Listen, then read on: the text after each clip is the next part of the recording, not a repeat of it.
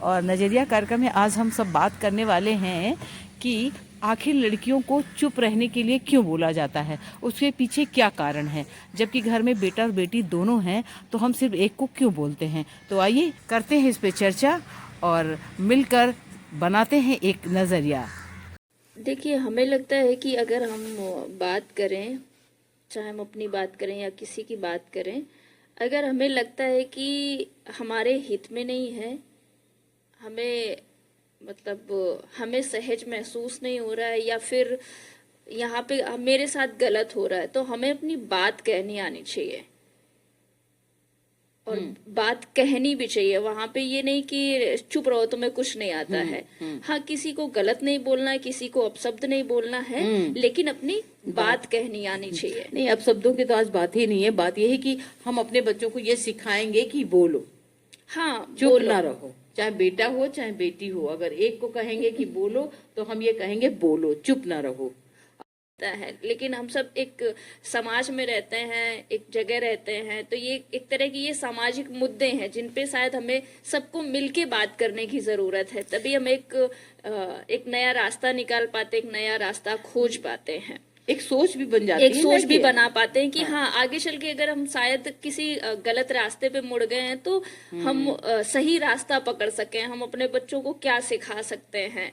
अगर हम हमेशा चुप रहने की बात करेंगे और खास करके ये देख के कि अच्छा तुम लड़की हो तो तुम चुप रहो, तो उसको कभी अपनी बात कहना आएगा ही नहीं। हम उसे ये ना सिखाएं कि तुम किसी को गाली दे के आओ या चार बातें सुना किसी को नहीं तुम बहुत वाहवाही हो गई तुम्हारी, वहां पे हम चुप कराने की कोशिश करते हैं। लेकिन उसको ये भी तो सिखाना है कि गलत किसी को नहीं बोलना, लेकिन अपनी बात कहना है तुम्हें। तो जब उसको चुप कराते रहेंगे तो अपनी बात कभी कहेगी ही नहीं। चाहे वो लड़के, कई हो सकता है किसी के घर में लड़कों को भी रोका जाता हो तो वो भी कभी बात अपनी नहीं कह पाते हैं। हाँ, अब अगर घर में किसी भी बात को लेकर के कोई भी निर्णय लिया जा रहा है, चाहे वो घर खरीदना हो, खेत खरीदना हो, मकान बनाना हो, कुछ भी करना हो, तो हमें लगता है कि परिवार में अगर लड़का है लड़की है तो सबकी अगर राय ली जाए कि अच्छा मान लो कि मकान इस डिजाइन का बनाया जाए, यहाँ पे किचन हो जाए, यहाँ बाथरूम हो जाए, यहाँ कमरा हो जाए, तो सबकी अगर राय ली जाए तो वहां पे बच्चों का जो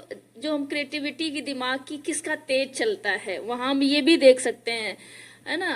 और अगर हम सबकी निर्णय, सबका राय लेंगे तो एक परिवार भी एक अच्छा बना रहता है कि अच्छा मेरी भी बात की वैल्यू है या हमसे भी राय ली जा रही है, तो हम कहीं भी अपनी बात रख सकते हैं, अपनी बात कह सकते हैं। नहीं, वही चीज है ना कि बच्चा हमारा घर से ही शेयर करना सीखता है। हाँ। अगर आपको मौका नहीं दिया गया है तो आप कभी जिंदगी में शेयर ही नहीं करेंगे।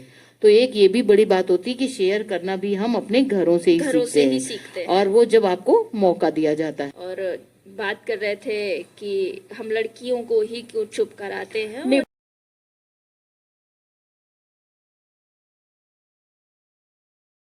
बात यह है कि दोनों की परवरिश एक जैसी, हाँ। जो अगर उसका कंक्लूजन पे पहुंचे हैं अगर हम लोग, हाँ। तो कंक्लूजन आज की जो बातचीत का बस वही है कि हम दोनों के साथ इक्वलिटी यानी बराबरी का व्यवहार करें।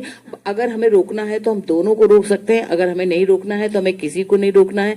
और बोलने के लिए बच्चे वही बोलेंगे जो आप सब बोलते हैं घर में, तो वो कहीं अलग से कुछ लेके नहीं आते हैं।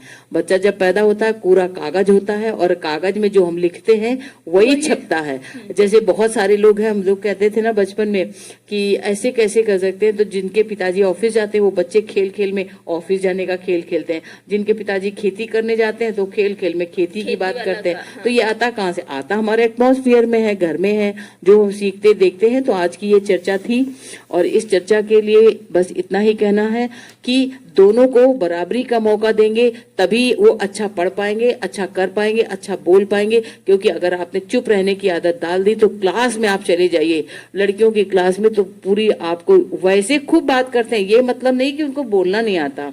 आपसी बातचीत करना उस एक अलग चीज है, लेकिन अपनी कोई भी निर्णय लेना और सवाल करना, जहां वहां पे जो चुप्पी उनकी बंध जाती है उससे बाहर आने के लिए ये घर के लोग ही उन्हें प्रेरित कर सकते हैं। और ये मुझे लगता है ये नींव डालनी चाहिए। बिल्कुल बिल्कुल सही कह रहे हैं। क्योंकि कई बार जब अब तो खैर मोबाइल में बच्चे गेम खेलना शुरू कर दिए हैं तो उन्हें ज्यादा खेलों के बारे में नहीं पता है, लेकिन पहले जब हम कोई भी खेल खेलते थे, चाहे खो खो खेलना हो, कबड्डी खेलना हो, छुपन छुपाई खेलना, तो हम दिमाग लगाते थे कि अच्छा ऐसी जगह कहाँ छुपे जाके जो हमें ढूंढ ना पाए, अच्छा किधर से हम घूम के जाए जो हमें पकड़ ना पाए। तो ये क्या है, उस समय निर्णय हमारा लेने का। हाँ निर्णय लेते थे, हमारा उस समय दिमाग चल रहा होता था। अब हमारा दिमाग बंद गया है, वो कोई ना तो सोल्यूशन निकाल पाते हैं, ना कोई अपना सजेशन दे पाते हैं किसी को, और ना अपने लिए वो कुछ किसी तरह से कोई निर्णय ले पाते हैं, और वहां पे और ना हम अपनी बात कह पाते हैं।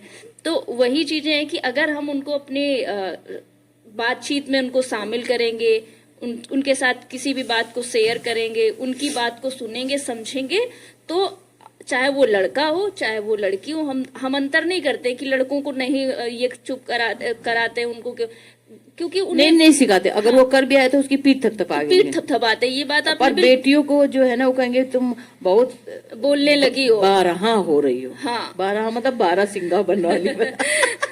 मैंने गांव में बहुत शब्द सुने हैं कि लड़कियों को तुम बहुत बाहर आ रही हो, मतलब अगर घूमने जा रही है, कहाँ जा रही है, क्या लड़के कहाँ गए हैं, माँ से पिता से पूछो कहाँ गए हैं, अरे कहूँ घूम रहे हुए हैं, क्या करना है। अगर वही है कि लड़की कहीं चली जाए तो वो बहुत सारे ऐसे सवाल हैं जो अपने यहाँ सामाजिक भेदभाव में जीवन जीना पड़ता है लड़कियों को, तो उसका भी एक बहुत बड़ा एक हस्तक्षेप होता है। तो बस कोशिश करिएगा, और यहीं पर हम अपना जो कार्यक्रम नजरिया है समाप्त करते हैं। उम्मीद करते हैं कि आप सबने सुना होगा, और क्या अब ये पूरे दिन भर की चर्चा के विषय हैं। फिलहाल आप सभी ने कार्यक्रम नजरिया में सहभागिता निभाई। हरेंद्र और करिश्मा, आप दोनों को बहुत बहुत शुक्रिया। इसी के साथ हमारा कार्यक्रम यहाँ पे होता है समाप्त, क्योंकि